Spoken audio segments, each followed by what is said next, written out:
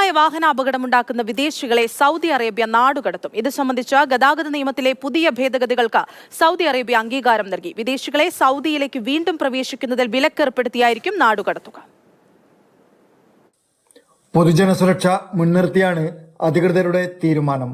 പൊതുജന സുരക്ഷയ്ക്ക് ഭീഷണിയാകും വിധം വാഹന അപകടമുണ്ടാക്കുന്നവർക്ക് കടുത്ത ശിക്ഷയാണ് നൽകുക. ഗതാഗത നിയമലംഘനങ്ങളിൽ ശിക്ഷിക്കപ്പെട്ട് അന്തിമ കോടതി വിധി പുറപ്പെടുവിച്ചാൽ സൗദി പൗരന്മാരില്ലാത്തവരെ രാജ്യത്ത് നിന്ന് നാടുകടത്തുവാൻ വ്യവസ്ഥ ചെയ്യുന്നതാണ് ഗതാഗത നിയമത്തിലെ പുതിയ ഭേദഗതി. സൗദി അധികാരികൾ ഭേദഗതിക്ക് അംഗീകാരം നൽകിയിട്ടുണ്ട്. ഇങ്ങനെ ശിക്ഷിക്കപ്പെട്ട് നാടുകടത്തപ്പെടുന്നവർക്ക് വീണ്ടും സൗദിയിൽ പ്രവേശിക്കുന്നതിന് വിലക്കുണ്ടായിരിക്കും.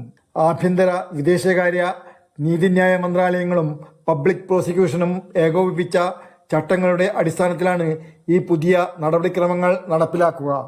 ആദ്യ നിയമലംഘനത്തിന് ശേഷം 1 വർഷത്തിനുള്ളിൽ ഒരാൾ രണ്ടാമതും നിയമലംഘനം നടത്തിയാൽ പരമാവധി പിഴ ചുമത്തുമെന്ന് ഭേദഗതി വ്യവസ്ഥ ചെയ്യുന്നു.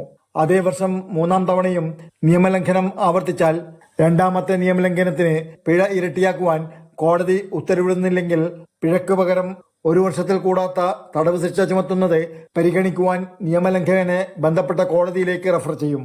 Mathrubhumi news, Jeddah.